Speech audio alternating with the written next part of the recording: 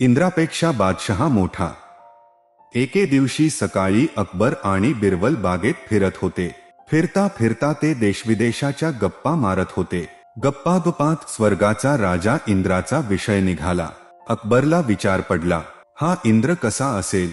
तो मोठा राजा असेल को छोटा? त्याने बिरबलला विचारले. बिरबल, राजा इंद्र मोठा की मी मोठा? जे खरं असेल ते सांग. बिरबल चिंतेत पडला. त्याने विचार केला, जर मी इंद्राला मोठा म्हणालो तर बादशहा नाराज होणार, आणि जर मी बादशहाला मोठा म्हणालो आणि त्याने ते सिद्ध करायला सांगितले तर मी कसं सिद्ध करणार? बिरबल काहीच बोलला नाही. म्हणून अकबर सुद्धा जिद्दीला पेटला. तो म्हणाला, बिरबल, तू काहीही कर, पण मला आत्ताच या प्रश्नाचं उत्तर दे. बिरबलने थोडा वेळ विचार केला आणि मग म्हणाला, महाराज, इंद्रापेक्षा आपण मोठे आहात. बादशहा मनातल्या मनात आनंदला. पण बिरबलचे म्हणणे इतक्या लगेच मानले तर बादशहाला कसे चैन पडेल? तो म्हणाला, तू मला इंद्रापेक्षा मोठा म्हणतोस, पण मी हे खरं कसं मानू? हे तू सिद्ध करू शकतोस. बिरबलला तर माहीत होतेच की बादशहा हे सिद्ध करायला सांगणार.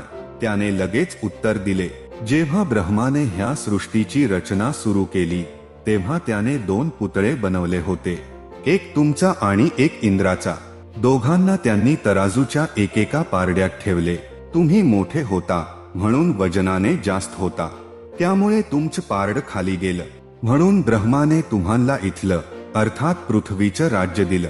इंद्र छोटा होता म्हणून वजनाने हलका होता, त्यामुळे त्याचं पारड वर गेलं. म्हणून ब्रह्माने त्याला स्वर्गाचं राज्य दिलं. अशा प्रकारे ब्रह्मानेच त्यावेळी सिद्ध केलं होतं की तुम्हीच मोठे आहात. बिरबलाचे उत्तर ऐकून अकबर हसू लागला. तो म्हणाला, वा बिरबल वा, तुझी बरोबरी कोणीच करू शकत नाही. तर कशी वाटली तुम्हाला ही छानशी गोष्ट? कमेंट करून नक्की सांगा.